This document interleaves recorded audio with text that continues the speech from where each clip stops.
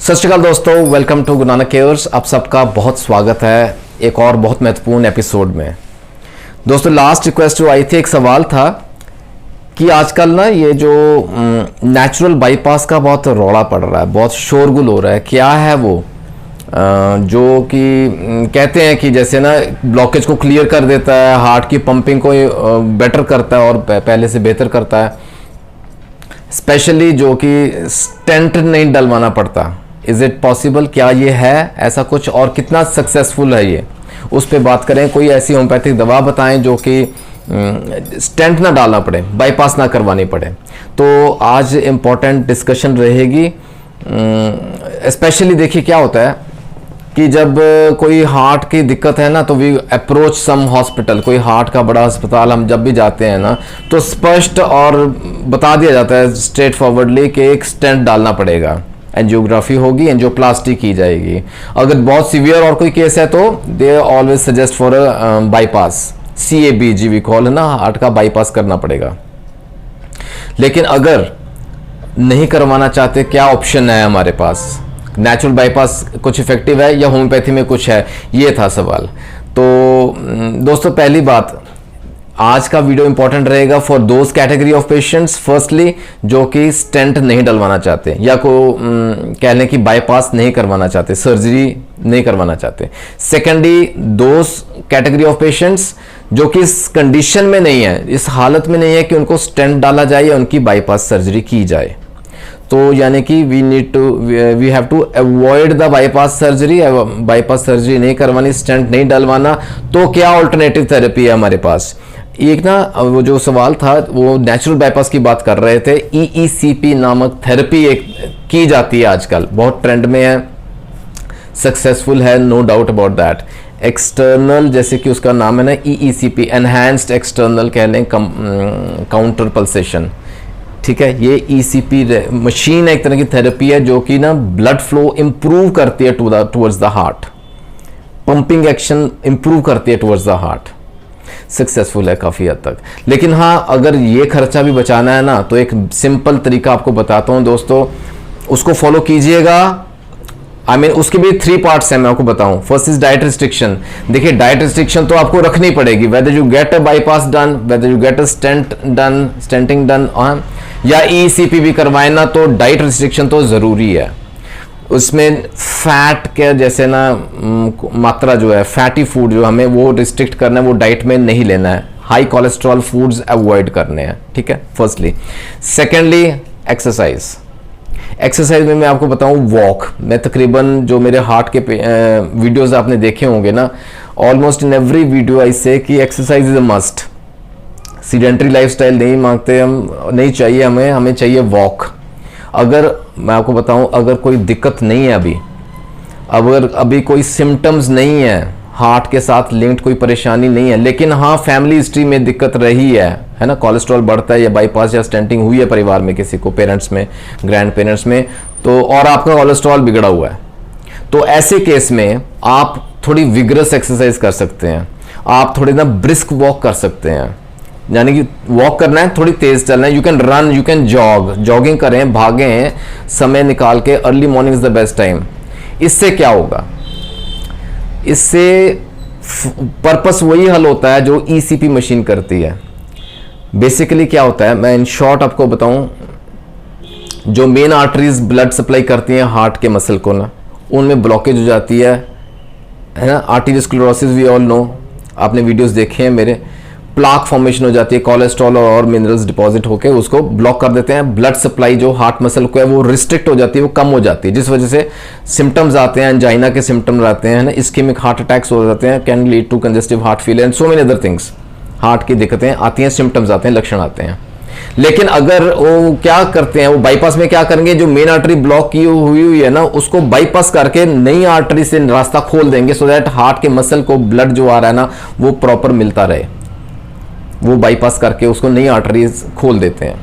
अब ECP machine भी यही करती है। और जो मैं आपको थेरेपी बता रहा हूं, ये जो रनिंग की है, ये जो एक्सरसाइज है, ये जो ब्रिस्क वॉक है, जॉगिंग है, इससे क्या होगा? हार्ट जोर से पंप करेगा। आप इमेजिन कीजिए ना, थोड़ा सा ब्रिस्क वॉक किया, व्हाट हैपेंस, हम तेज तेज सांस लेते हैं, वाई? ऑक्सीजन सप्लाई ज़्यादा चाहिए हमारे ब्लड को आफ्टर रन जॉग, है ना।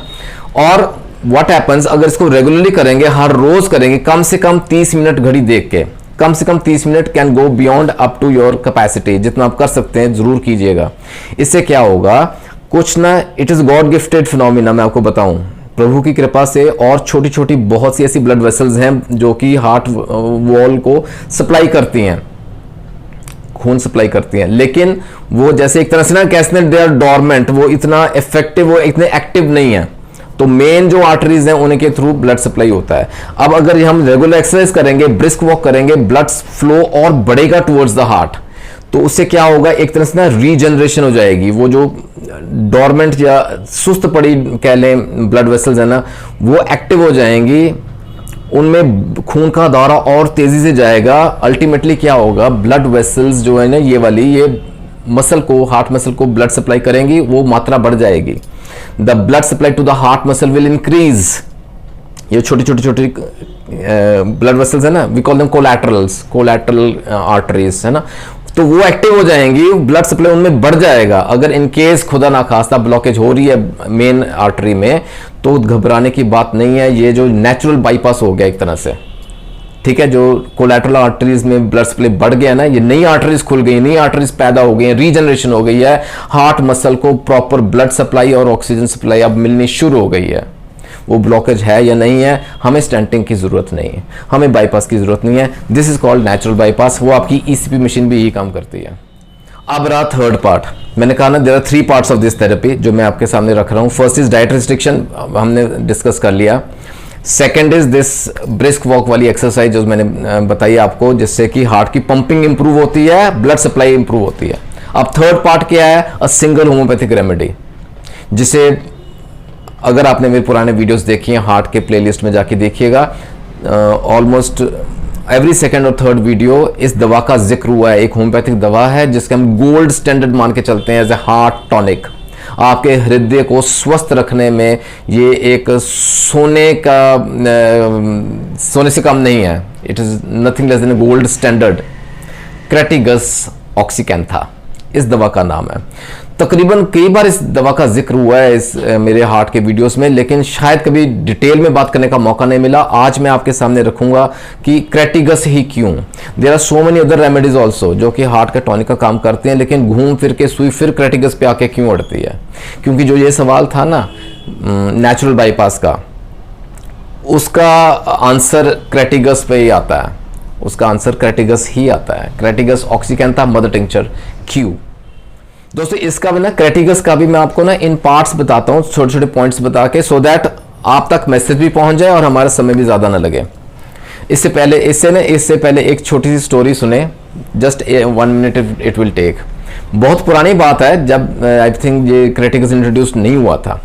There was a doctor by the name doctor Green, Ireland के एक बहुत मशहूर डॉक्टर हुए हैं, cardiologist so called, homeopathic doctor रहे हैं।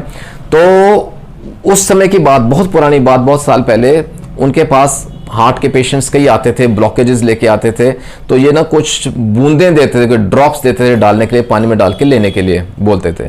तो उससे सक्सेस मिला, पेशेंट्स ठीक हुए। हार्ट के जैसे जो पेशेंट्स हैं उन्हें राहत मिली, वो क्योर होते गए। The word spread all over, पूरे यूनाइटेड किंगडम से पेशेंट्स आते रहे, ऑल ओवर द ग्लोब, जैसे पूरी दुनिया से ना, जहां जहां जिसको पता चलता रहा डॉक्टर ग्रीन के पास आते रहे। वो दवा उन्होंने डिस्क्लोज नहीं की, उम्र भर उन्होंने दवा का नाम नहीं बताया कि वो किससे ट्रीट कर रहे हैं, और पेशेंट्स सक्सेसफुली ठीक हो रहे हैं। अनफॉर्चुनेटली व्हेन ही डाइड, जब उनकी मृत्यु हो गई, तो एक तरह से ना दुख की लहर छा गई सब जगह। Everyone got very sad and disheartened कि वो दवा उनके साथ ही चली गई शायद। लेकिन अगेन फॉर्चुनेटली इनफ, उनकी जो बेटी डॉक्टर ग्रीन की बेटी रही है, जिनका नाम मिसेस ग्राहम था, उन्होंने जब मौके का जायजा लिया, उन्होंने लगा कि ये एक बहुत गलत काम हो रहा है, तो she revealed the name of that medicine. उन्होंने वो डिस्क्लोज किया, नाम बताया दुनिया भर को कि उनके फादर किस प्रोडक्ट से, किस दवा से दुनिया को ठीक करते रहे। And that was nothing but Crataegus oxyacantha mother tincture. अब क्रेटिगस को इसका रोल समझें। इन शॉर्ट बात करूंगा, मैं आपको बताऊंगा कि क्रेटिगस कहाँ हमें फायदा पहुंचाती है, इसका रोल कहाँ है, कैसे एक्ट करती है, कौन से सिम्टम्स में राहत दिलाएगी। इसका सबसे पहले ना क्लिनिकल रोल समझते हैं। विल डिवाइड इनटू क्लिनिकल, क्योंकि हर्बल सोर्स है उसकी बात करेंगे, और होम्योपैथिक रोल क्या है इस दवा का उसकी बात करेंगे। आइए पहले क्लिनिकल रोल समझते हैं। सबसे पहले एनएसआर का समझें। एनएसआर का यानी कि बॉडी में ना फ्लूइड एक्यूमुलेट होना शुरू हो गया। एनएसआर का अगर कंडीशन है ना, this clinical role I we are talking about of Crataegus oxyacantha, ठीक है। सेकेंडली एनीमिया, काफ़ी खुलासा होगा, नई चीज़ें भी सामने आएंगी आज के डिस्कशन में, देखिएगा। एनीमिया में भी हम क्रेटिगस दे सकते हैं, बशर्ते अंडरलाइंग का एक को एग्जिस्टिंग सिम्टम कह लें या दिक्कत जो है वो हार्ट के साथ लिंक्ड रहता है, heart disease is there. Third is aneurysm. Aneurysm के ऊपर अलग से लेक्चर है, मेरा वीडियो है, देख लीजिएगा एन्यूरिज्म क्या रहता है, वहाँ हम इसको दे सकते हैं। End of course angina pectoris, उसके ऊपर बहुत डिस्कशन हो चुकी है। अगर एंजाइना रहता है, अगर ये क्लिनिकल कंडीशन है तो हम क्रेटिगस जरूर देंगे। And another thing is arteriosclerosis, बहुत चर्चा हो चुकी है आर्टेरियोस्क्लेरोसिस के ऊपर, प्लाक फॉर्मेशन हो जाता है, वहाँ रोल है क्रेटिगस का। अच्छा, फिर ड्रॉप्सी रहती है, एडीमा है, फ्लूइड एक्यूमुलेट हो रहा है ना, अगर oedema specially swelling in the feet है, एसाइट्स है, एब्डोमेन में फ्लूइड एक्यूमुलेट हो रहा है, आंखों के नीचे एडीमा जैसे पफिनेस रहती है because of underlying heart disease. Dyspnoea है, सांस लेने में दिक्कत है, ब्रेथलेसनेस है, शॉर्टनेस ऑफ ब्रेथ के सिम्टम्स हैं, अगर ये क्लिनिकल कंडीशन रहती है वहाँ हम क्रिटिकस दे सकते हैं। अच्छा, हार्ट के साथ डिसऑर्डर्स, हार्ट के डिसऑर्डर्स है ना, हृदय रोग है किसी प्रकार का, हार्ट वीकनेस है, हृदय हमारा कमज़ोर है, हार्ट फेलियर हो गया, हाइपरट्रॉफी ऑफ द हार्ट हो गया, हार्ट का साइज बढ़ गया, all this conditions we can give Crataegus. Blood pressure बढ़ता है, हाइपरटेंशन वी कॉल, और उसकी वजह से या किसी हार्ट डिजीज की वजह से बंदे को स्लीपलेसनेस हो गई है, इंसोम्निया हो गया, नींद नहीं आ रही है प्रॉपर, ठीक है, वहाँ हम देंगे। नोजिया है, घबराहट है, बेचैनी, उल्टी आने का मन करता है, and in general weakness also Crataegus can be co prescribe with other medicine. हम साथ में क्रेटिगस ऑक्सीकैंथा क्यू जोड़ सकते हैं। ये तो था इसका इन शॉर्ट क्लिनिकल यूजेज। दोस्तों, इसका ना हर्बल रोल भी समझें। क्रेटिगस एज अ हर्बल मेडिसिन कह लें, हर्बल टॉनिक कहाँ काम करती है। First, it is a great positive heart tonic, याद रखें, एक्सीलेंट हार्ट टॉनिक, हार्ट की मसल में वो जान डाल देती है। हालांकि इट वर्क्स वेरी स्लोली, धीरे धीरे काम करती है, लेकिन लॉन्ग टर्म में इसका पैलिएटिव एक्शन बहुत अच्छा है, बहुत रिलीफ मिलता है पेशेंट को, ठीक है। It's great positive heart tonic, ठीक है। सेकेंडली याद रखें, आफ्टर हार्ट अटैक क्रेटिगस तो देनी है। जब किसी बंदे को हार्ट अटैक होता है, if person if it survives a heart attack, तो उस अटैक के बाद ना हार्ट के अंदर बहुत सी तब्दीलियां आती हैं। The heart muscle gets weak, heart का साइज बढ़ सकता है, एनलार्ज्ड हार्ट हो सकता है, हाइपरट्रॉफी के सिम्टम्स भी देखे जाते हैं, वॉल्व्स वीक हो जाती हैं हार्ट की ना अरिदमिया हो जाता है, वो जो इरेगुलर हार्ट बीट रहती है। The heart loses strength, heart का जो मसल है ना वो वीक हो जाता है। वैल्वुलर इनसफिशिएंसी हो सकती है, मैंने बताया आपको, and it can lead to even CHF, congestive heart failure. तो ऐसे कंडीशन में ना क्रेटिगस का हर्बल रोल क्या रहेगा। It increases the heart strength, सबसे पहले, ठीक है, it increases the heart strength, heart की मसल में वो जान डाल देती है, जनरल वीकनेस दूर होती है। और अगर ना हार्ट फेलियर होने के चांसेस हो जाते हैं फ्रॉम स्लाइट एक्सर्शन, थोड़ा सा एक्सर्ट किया ना तो हार्ट के ऊपर इतना स्ट्रेस पड़ जाता है कि it can lead to heart failure as well. अगर ऐसा कुछ है, ये हर्बल रोल आ जाता है वहाँ, Crataegus will work there. Then irregularity of heart रहती है, हार्ट की पंपिंग एक्शन इरेगुलर हो गया है ना, हार्ट बीट इरेगुलर हो गई है, वहाँ हम क्रेटिगस ऑक्सीकैंथा जरूर देंगे। आइए दोस्तों, अब ना क्रेटिगस का होम्योपैथिक रोल समझते हैं।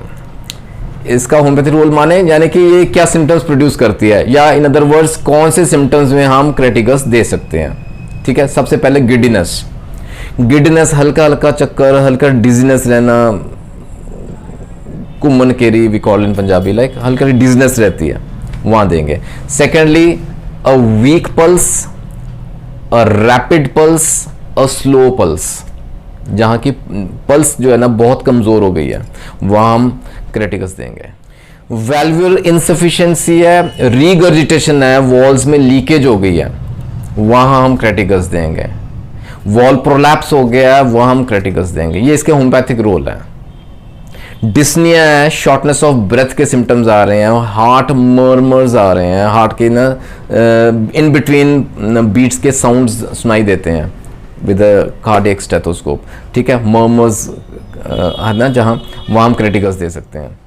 अब हार्ट पावर फेल हो गया, हार्ट का पावर फेलियर है, उस वजह से ड्रॉप्सी हो गया, एडीमा हो गया, या वो एनीमिया की वजह से हो सकता है, अगर देखिए एनीमिया का रोल, एनीमिया में भी रोल है क्रेटिकस का, या because of valvular insufficiency, walls incapable हो गए हैं, काम प्रॉपर नहीं कर रहे हैं, जिस वजह से हार्ट का फेलियर हो गया, हार्ट पावर वीक हो गया, that has led to oedema, swelling हो गई है, ड्रॉप्सी हो गई है।